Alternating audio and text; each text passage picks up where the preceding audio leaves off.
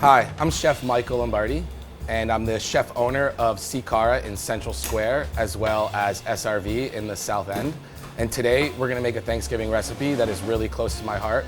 My grandmother always made Manicotti, or as we might say, Manicotti, which is a tomato sauce-based pasta with a ricotta filling. We're gonna make it a little bit more fall vibes by doing butternut squash, Brussels sprouts, and apples. Okay, so to get started, we're gonna take these butternut squash that we have right here. We have 2 today. We're gonna take the top and the bottom off. And then I'm just gonna split this in half. So we're gonna take the seeds out of the squash by cutting through some of the flesh in a circular motion. And then we're gonna lay it into our baking dish, flesh side up. We're just gonna take a little bit of salt and just sprinkle it over each one. Grab a piece of aluminum foil so it can steam and roast at the same time. Seal it up nice and well. And we're gonna throw it in our pizza oven behind us. Any 350 to 400 degree oven will work. And you just wanna let it go for about an hour before you check it. So next we're gonna do some knife work just to get ourselves all set up for some of the components that will come later in the dish. First, we wanna cut this apple. So we're just gonna cut down the side, kind of leaving that core right in the center. And we're gonna make little slices. So stand them all up and just slice through it. So once we have all our apples sliced, we're just gonna move it into a container. And we have a little bit of vinegar here. So we're just gonna use white vinegar to pour over the apples and just press them down. And that's it. We're just gonna let this cold pickle and marinate while we work on some other things for the dish.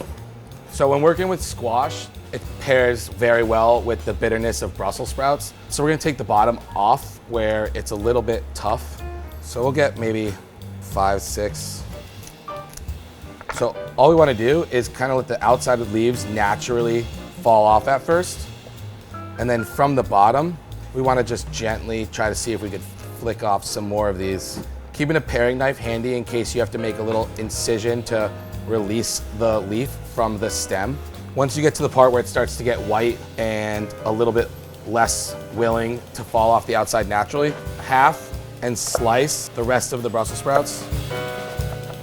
And essentially our sauce is gonna be kind of like a cream spinach vibe, but we're gonna be using Brussels instead. So now that we've finished all of our knife work, we're just gonna tidy our space up, get everything out of the way that we don't need, and bring all the ingredients out to make our crepes. So to make the crepes, we just need flour, water, eggs, and some baking powder. So we're just gonna add everything into our mixing bowl. It's gonna be a pretty loose batter, thinner than pancakes.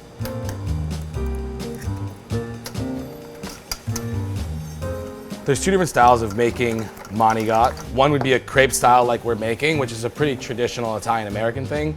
The other thing you could do is use a pasta sheet, which is more of like a cannelloni, which a lot of people are familiar with. The crepes, I think, are lighter and a little bit better when you're having a heavy meal like a Thanksgiving dinner. So we're gonna add a little bit of butter into the pan.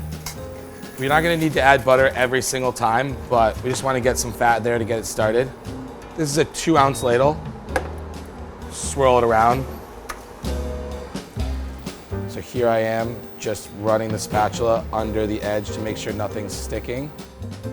Kiss the other side, and then you can just move it to a lined baking sheet. Similar to making pancakes, a little bit of bubbles on the top helps to know that we're there. We really don't want to get any color.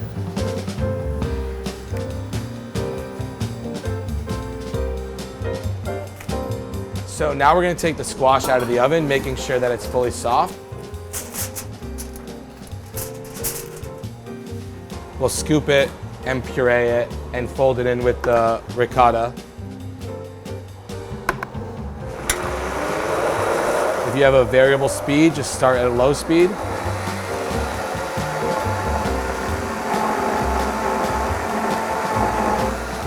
So we have a bit of ricotta right here. And we're gonna add equal parts squash to the amount of ricotta that we have. And just kind of gently stir it all together. So we're gonna add some eggs in for protein. And some grated Parmesan cheese, which will give it a little bit of salinity and just general good flavor. And a little pinch of salt. For our sauce, we're gonna kind of make a variation on a bechamel. So we're gonna use milk and flour to thicken the sauce, but we're gonna put our shaved Brussels sprouts in there, and that'll give us a lot of that bitterness and that fall flavor that we're looking for. So we're gonna start with a good amount of butter and a pinch of salt. And then as it's melting, we wanna take all those Brussels leaves that we shaved and put them into our pot and sweat them out for maybe 3 to 5 minutes. And then I'm gonna thicken it with some flour. So we kind of make a paste, and then we start adding our milk.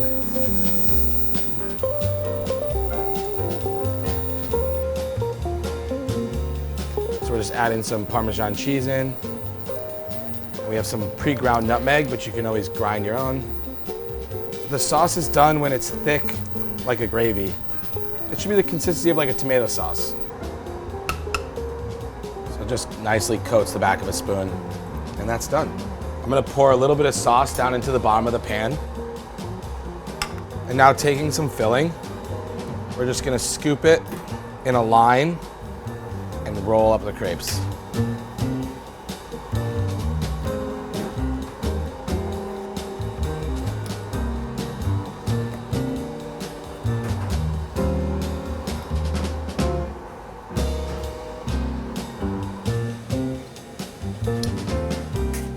And now we can just take some more of this white sauce. And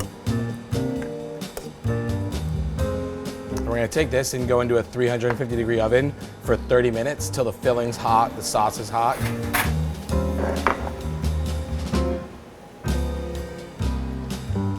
So I put those Brussels sprout leaves under a broiler to get a little bit of color on the edge. We have those pickled apples that we started in the beginning. We're just gonna take all that now and kind of just scatter it. Maybe break the apples up into some smaller pieces. And a few toasted almonds. Some Parmesan cheese. And a little drizzle of olive oil. Just go in between. Make sure you get a little bit of everything. Here's some roasted butternut squash and ricotta manicotti, inspired from my grandmother's table when I would have Thanksgiving dinner with her, and I hope it brings some joy to your Thanksgiving meal. Happy Thanksgiving.